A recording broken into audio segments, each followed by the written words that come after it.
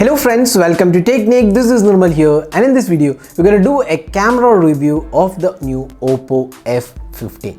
So Oppo F15 is the latest smartphone under the F series. So F15 comes with a quad camera setup. So this is quad camera, so it has a 48 megapixel primary sensor.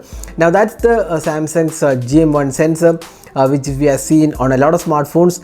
Then you get that it's having an aperture value of f1.7, which should be good enough for good low light performance as well. So we'll talk about that when we analyze the low light performance. Now it also has an 8 megapixel ultra wide angle camera, and we also get a depth sensor and a 2 megapixel macro lens is included. So it has a quad camera. So now this kind of quad camera setup is now quite common.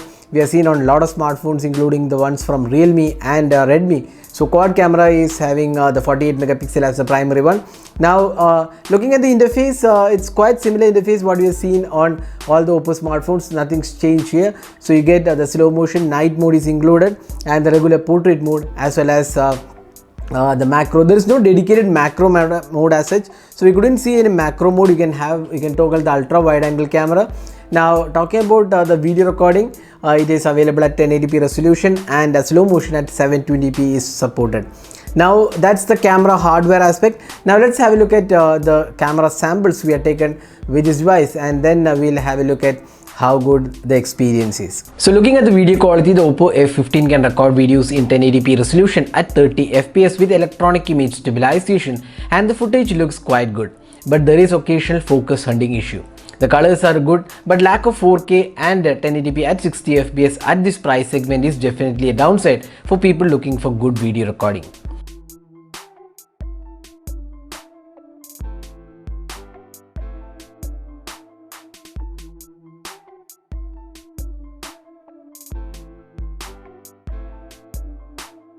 The phone also comes with 1080p recording for wide angle camera, and the quality is average since there is no stabilization offered.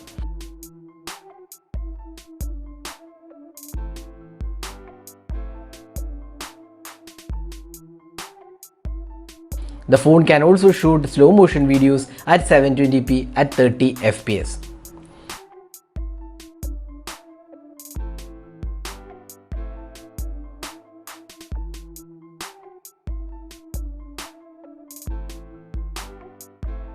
Now moving on to the daylight captures. From the daylight shots, you can see that the 48 megapixel camera offers good clarity for the price segment.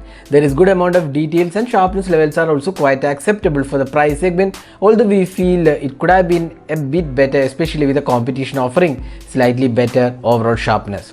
The colors are accurate for the most part, and it does not oversaturate here. There is also auto HDR available, and the dynamic range is quite good.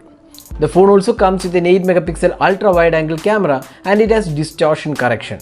Here again, colors are accurate for most part, but sharpness levels are not even close to what the primary camera offers, and it is quite evident, but overall it does a decent job here. Now looking at the close-up shots, you can see that the phone does a good job in bringing the details, and colors are also good with good details and sharpness levels. There is also a macro lens included, which is a 2 megapixel shooter.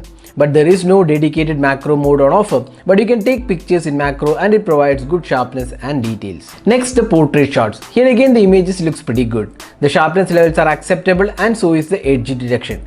But the exposure of the photos could have been better. While it is not the perfect one we have seen, it is mostly good.